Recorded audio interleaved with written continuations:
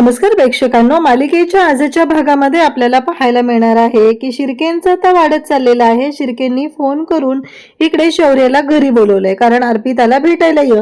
जर तू अर्पिताला भेटलास तर अर्पिताला खूप छान वाटतंय असं त्यांचं म्हणणं आहे. अर्पितामध्ये सुधारणा होते तर तू तिला भेटायला ये असं म्हणत शिर्केंनी आता शौर्याला बोलावून घेतलंय.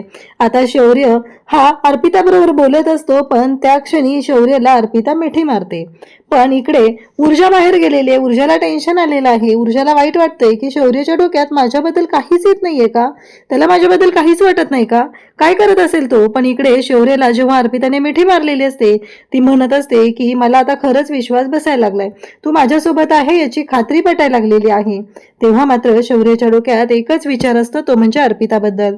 इकडे आईला सुद्धा शंका आलेली आहे. आई सुद्धा म्हणत असते की काय चाललंय हिचं नक्की, कसलं चाललंय, कारण ही अशी का वागते, हिच्या डोक्यात काय सुरू आहे, असे अनेक प्रश्न आता तिला पडलेले असतात. आणि त्याच वेळेस इकडे आपल्याला पाहायला मिळतं ते म्हणजे की अर्पिताच्या बाबतीत आईला काळजी वाटते. म्हणजे पूर्वाला आता काळजी वाटायला लागली आहे, माझ्या मुलीच्या बाबतीत काही झालं तर नाहीये ना, ती एवढे कसल्या टेन्शन मध्ये असते, अशा अनेक शंका तिच्या मनात येऊ लागलेल्या आहेत. तर हे सगळं कशा पद्धतीने होणार आहे, ऊर्जाला आता शौर्य कशा पद्धतीने साथ देणार आहे ते आपण डिटेलमध्ये पाहणार आहोत. त्यासाठी हा व्हिडिओ शेवटपर्यंत पहा. त्याचबरोबर चॅनलवरती नवीन असाल तर चॅनलला नक्की सबस्क्राईब करा. ऊर्जा आणि शौर्य दोघंही एकमेकांना भेटलेले असतात. तेव्हा मात्र ऊर्जा गप्प असते. शौर्य विचारत असतो काय झाले, म्हणजे तू अशी शांत शांत का आहे, कशामुळं काय प्रॉब्लेम झालाय काय. ऊर्जा म्हणत असते की नाही, काही मला बरं वाटत नाहीये. शौर्य म्हणतो आपण ठरवलंय ना, संध्याकाळी यावेळी आपण दोघांनी एकत्र भेटायचं, बोलायचं, बाकी कुठलेही प्रॉब्लेम असले तरी ते सोडून द्यायचे, हा वेळ फक्त आपल्या दोघांचा आहे. तेव्हा मात्र ऊर्जा म्हणत असते की हो बरोबर आहे तुझं, पण मला बरं वाटत नाहीये. त्यावरती शौर्य म्हणतो का, काय झालं, मी तुला म्हटलं होतं ना तरी उपवास वगैरे करू नकोस. आता अजिबात नाही करायचं, यावेळेस केलं ते शेवटचं झालं, यानंतर पुन्हा उपवास वगैरे करायचा नाही. ऊर्जा म्हणते की अरे शौर्य, मला उपवासामुळे त्रास नाही झालेला. तेव्हा शौर्य म्हणतो काय झाले मग. तेव्हा ऊर्जा सांगत असते की शौर्य, मला ना तुला सांगायचं नाहीये, पण आता तुला सांगावं लागतंय. आज अर्पिता आली होती वडाची पूजा करायला. तेव्हा शौर्य म्हणतो काय. तेव्हा ऊर्जा सांगते की हो, अर्पिता आली होती आणि तिने वडाची पूजा करत होती. शौर्य म्हणतो कसं शक्य, हे सगळं काय आहे, हे अति होतंय. तेव्हा ऊर्जा म्हणते तेच मी तुला सांगण्याचा प्रयत्न करते. मग तो म्हणतो की मॉमने वगैरे तिला कोणीच अडवलं नाही. ती म्हणते हा, त्यांनी सुरुवातीला तिला समजवण्याचा प्रयत्न केला, पण तिनं केली पूजा. शौर्य म्हणतो हे सगळं काय आहे, अति झालं हे सगळं, असं शौर्याचे शब्द बाहेर येत असतात. तेव्हा मात्र ऊर्जा म्हणत असते तेच मी तुला सांगण्याचा प्रयत्न करते, पण अर्पिताचं हे जे काय आहे ते जरा अतिच चाललेलं आहे. तेव्हा शौर्याला सुद्धा राग येतो. शौर्यालाही या गोष्टी पटत नाहीयेत. शौर्य म्हणत असतो की नाही, हे जर अति होत असेल तर मला विचार करावा लागणार आहे. हा विचार शौर्याच्या डोक्यात सुरू झालेला असतो आणि शौर्य म्हणत असतो की नाही, बघावं लागेल या सगळ्या बाबतीत. तेव्हा ऊर्जा म्हणते म्हणजे काय करायचं आता. शौर्य त्याच गोष्टींचा विचार करत असतो. त्याच वेळी ऊर्जा म्हणते की आणखी काही गोष्टी. कसं आहे माहितीये का, तुझ्या आई आणि बाबांना दोघांनाही ती सून म्हणून पसंत आहे आणि त्यांना काहीच प्रॉब्लेम नाहीये. शौर्य म्हणतो काय बोलतेस तू हे सगळं. तेव्हा ऊर्जा म्हणते की हो, त्याही पेक्षा जास्त वाईट मला या गोष्टीचं वाटलंय की तुझ्या आई वडिलांनी कधीच माझा सून म्हणून स्वीकार केलेला नाहीये. तो म्हणतो अगं काय बोलतेस तू, सगळं तर व्यवस्थित चालू आहे, ते तुझ्याशी एवढं व्यवस्थित वागतात, डॅड तुझ्याशी व्यवस्थित वागते, मॉम तुझ्याशी वागतात, मॉम तुझ्याशी व्यवस्थित वागते, मग प्रॉब्लेम काय आहे. त्यावर ऊर्जा म्हणते की तुला कळतच नाहीये खरे शौर्य, प्रॉब्लेम काय आहे ते, कारण तू विचार कर ना काय झालंय ते. तेव्हा शौर्याचं म्हणणं असतं हो बरोबर आहे, पण मला कळत नाहीये की ह्या सगळ्या गोष्टी अशा पद्धतीने का चालल्यात. तेव्हा ऊर्जा म्हणते तूच विचार कर आता, ह्या सगळ्या गोष्टी अशा का होत आहेत. असं जेव्हा बोललं जातं तेव्हा मात्र ऊर्जालाही धक्का बसलेला असतो आणि शौर्यालाही धक्का बसलेला असतो. शौर्य म्हणत असतो की ऊर्जा हे अति होतंय. ऊर्जा म्हणते अति वगैरे काही नाहीये, मला हे स्वतः दिव्याने सांगितलंय. शौर्य म्हणतो तू आता दिव्या वहिनीवर विश्वास ठेवणार आहे. ऊर्जा म्हणते मी विश्वास कोणावरच ठेवत नाहीये, पण माझ्या कानावर ज्या गोष्टी आल्यात त्या गोष्टी मी तुला सांगते. 10 दिवसात ते मला या घरातून बाहेर काढणार आहेत, असा शब्द त्यांनी शिर्केंना दिलेला आहे. हे ऐकता क्षणी आता धक्का बसलेला असतो आणि ऊर्जा शौर्य दोघंही पाहत असतात हे सगळं काय आहे. शौर्य म्हणत असतो नाही, शक्यच नाहीये, तू आता दिव्या वहिनीवर विश्वास ठेवते ही गोष्टच मला मुळात पटत नाहीये. ऊर्जा म्हणते काय करू मग.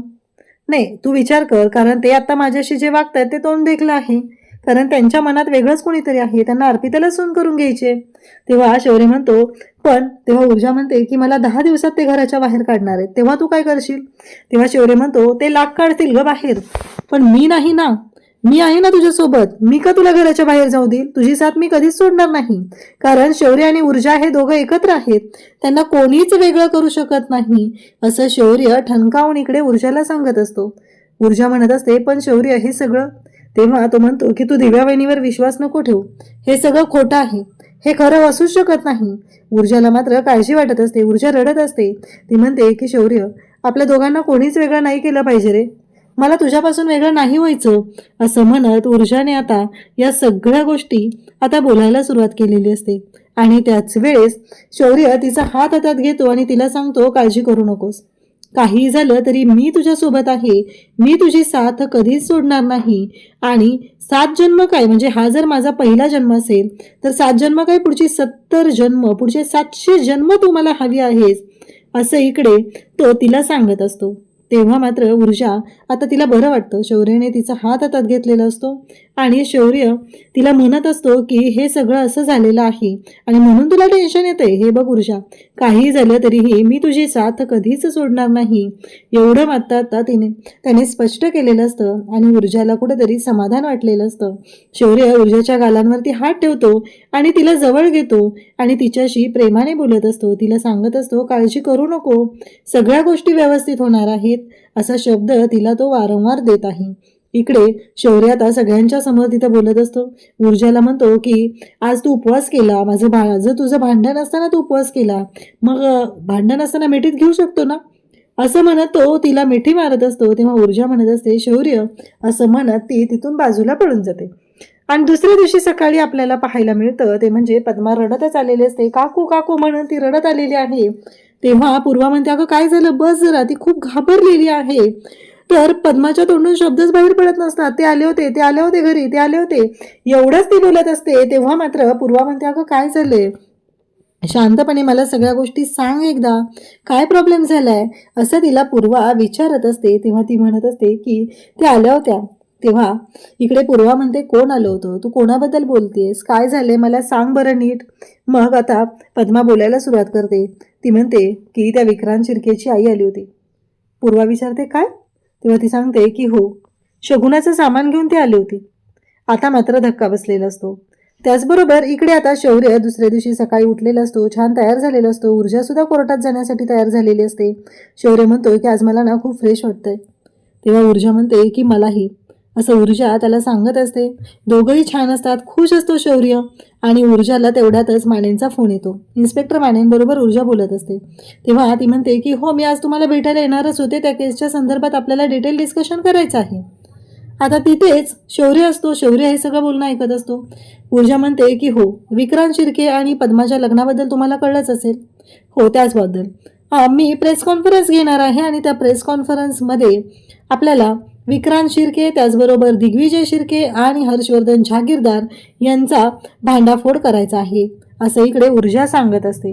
तेव्हा मात्र शौर्याला खूप राग येतो. शौर्य म्हणतो, हे सगळं काय चाललंय? तेव्हा ऊर्जा म्हणते की हे बघ शौर्य, जे आहे ते आहे, आपली भांडणं वेगळ्या ठिकाणी आहेत, आपलं प्रेम वेगळ्याच ठिकाणी, आपलं नातं वेगळ्या ठिकाणी, हा माझ्या कामाचा भाग आहे आणि त्यांचा पर्दाफाश मला करायचाच आहे, कारण त्यांनी पद्माला अडकवण्यासाठी हा सगळा प्लॅन आखलेला आहे. हे ऐकता क्षणी इकडे ऊर्जा आजी बोलते ते ऐकून शौर्य म्हणतो की हे बघ ऊर्जा, तुला मी एवढ्या वेळा समजवलेलं आहे, पण माझ्या डॅडची बदनामी होणार असेल तर मी ती सहन करू शकत नाही. मी तुझी आत्तापर्यंत खूप वेळा साथ दिलेली आहे, पण इथून पुढे मी तुझी साथ देऊ शकत नाही, असं सांगितलं जातं. आता मात्र इकडे ऊर्जाला धक्का बसलेला असतो. ऊर्जा म्हणत असते, काय चाललंय हे सगळं? आता शौर्य बाहेर येतो. त्याचवेळी विजया, दिव्या तिथं असतात आणि मग दिव्या म्हणते की चला आता माझं काम मला हाती घेतलं पाहिजे. इकडे पूर्वा पद्माला समजवण्याचा प्रयत्न करत असते. पद्माला म्हणत असते की हे बघ, काही झालं तरीही तू घाबरू नकोस. ती म्हणते की हे बघा, ह्या साड्या घेऊन आल्या होत्या, मला सांगितले ब्लाऊज शिवण्यासाठी टेलरला पाठवेल, मापं घेण्यासाठी. टेलर मापं घ्यायला घरी येणार आहे, त्यांच्याकडून त्यांनी लग्नाची तयारी सुरू केली आहे. काकू मी काय करू, मला कळत नाहीये. तेव्हा पूर्वा तिला सांगते की हे बघ, मला सगळ्या गोष्टी कळलेल्या आहेत, मला माहिती आहे काय झालेलं आहे, तू काळजी करू नको. अगं मी आहे ना, मला माहिती आहे, आम्ही तुला काहीच देणार नाही, आम्ही सगळे तुझ्यासोबत आहोत. कारण तेव्हा पद्मा म्हणत असते की मला खूप टेन्शन आलंय, मला कळत नाहीये की हे सगळं काय होतंय, कसं करायचं हे सगळं, मला कळतच नाहीये, असं ती घाबरून सांगत असते. तेव्हा पूर्वा तिची समजूत घालते आणि तिला म्हणते की घाबरू नकोस, सगळं व्यवस्थित होणार आहे, आम्ही सगळेजण तुझ्यासोबत आहोत, तुला काळजी करायची गरज नाही, असं सुद्धा सांगितलं जात असतं. आणि तेव्हा ती म्हणते की हे बघ, तेव्हा पद्मा म्हणते की मला नाही करायचं लग्न हे, मी याच्यामध्ये अडकली जाते. तेव्हा तिला सांगणं असतं की काही झालं तरी तुला घाबरण्याची गरज नाही, सगळं काय ते व्यवस्थित होणार आहे, तू शांत हो, म्हणत पूर्वा तिला समजवते. दिव्या आता इकडे ऊर्जाकडे ते ॲफिडेव्हिट शोधायला आलेली असते. काही झालं तरी तिला ते ॲफिडेव्हिट हवं आहे, एवढंच तिने स्वतःच्या मनाशी ठरवले. एकदा का ते ॲफिडेव्हिट मिळालं की मग सासरे बुवा माझ्यावरती खुश होतील, असं तिचं बोलणं चालू असतं. तेव्हा मग ती ॲफिडेव्हिट शोधत असते. त्याचवेळी आता दिव्या सगळ्या कपाटातल्या फाईल शोधते. ऊर्जाने जे जे ठेवलेलं आहे ते शोधत असते. ती म्हणते कुठं असेल हे, ही ऊर्जा हे ॲफिडेव्हिट काही सोबत घेऊन फिरते की काय, म्हणजे मला कळतच नाहीये, इतके दिवस झाले मी शोधण्याचा प्रयत्न करते पण माझ्या हातीच लागत नाहीये, कुठे ठेवलं हिने, हां पर्समध्ये असेल का, बरोबर आहे, म्हणजे ही सोबतच घेऊन फिरत असणार आहे, असा विचार दिव्याच्या डोक्यात येतो. आणि दिव्या म्हणते की एकदा का ते ॲफिडेव्हिट माझ्या हाती लागलं की गोष्टी माझ्या मनाप्रमाणे होणार आहेत, असं तिचं चाललेलं असतं. इकडे आजी पाहत असते. आता विजया ऊर्जाला म्हणते अगं ऊर्जा बस बरं तू इथं. तेव्हा ऊर्जाने शौर्यला विचारलेलं असतं की तुझ्यासाठी चहा आणू का. तेव्हा शौर्य म्हणतो की नाही नको मला.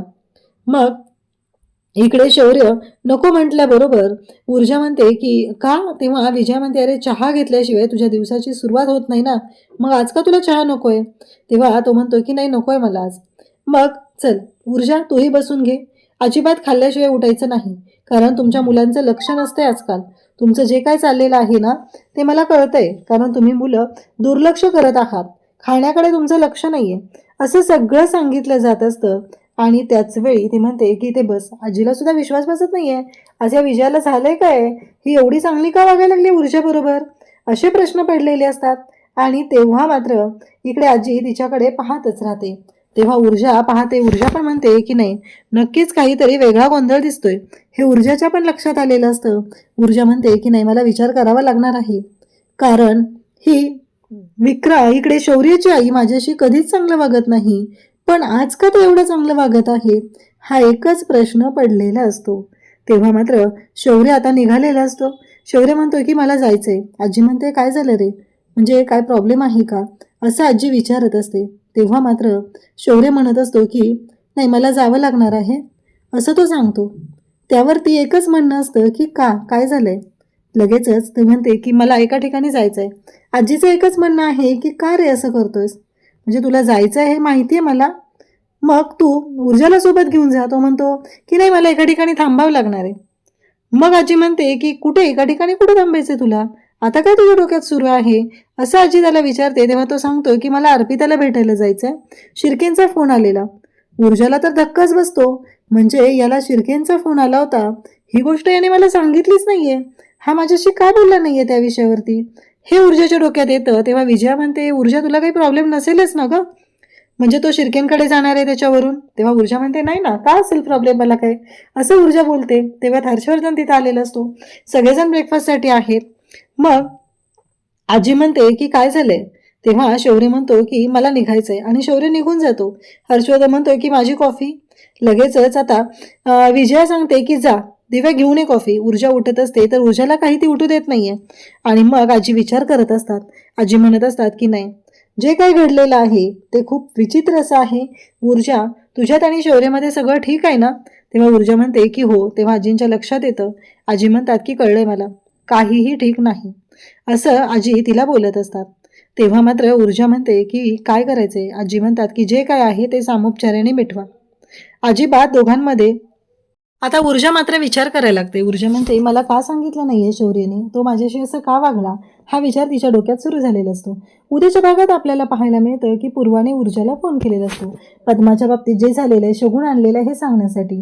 पण ऊर्जाचा आवाज काही तिला ठीक वाटत नाही. ती म्हणते की काय झालंय ऊर्जा, कालही मी तुला फोन केला होता, कालही तुझा मूड ठीक नव्हता, आजही तेच आहे, काय होतंय. ऊर्जा मात्र काहीच बोलत नाही. इकडे शौर्य अर्पिताला भेटायला गेलेला असतो. शौर्याला अर्पिताने मिठी मारलेली असते आणि त्याच वेळेस इकडे अर्पिता म्हणत असते की माझा तर विश्वासच बसत नाहीये, तू आलाय शौर्य इथे, मला कळतच नाहीये हे सगळं कसं शक्य झालेलं आहे, असं ती बोलत असते. आणि त्याच वेळेस इकडे शौर्य मात्र पाहत असतो आणि शौर्य म्हणत असतो की ऊर्जा कशी असेल, ऊर्जा ठीक असेल ना, तिला काही प्रॉब्लेम तर झाला नसेल ना, असे विचार शौर्याच्या डोक्यात सुरू असतात. इकडे ऊर्जा म्हणत असते त्याच्या डोक्यात माझ्याबद्दल विचार तर चालू असेल का, काय करत असेल तो, असं तिला वाटू लागतं. अशाच अपडेटसाठी चॅनलशी कनेक्ट राहा. थँक्यू.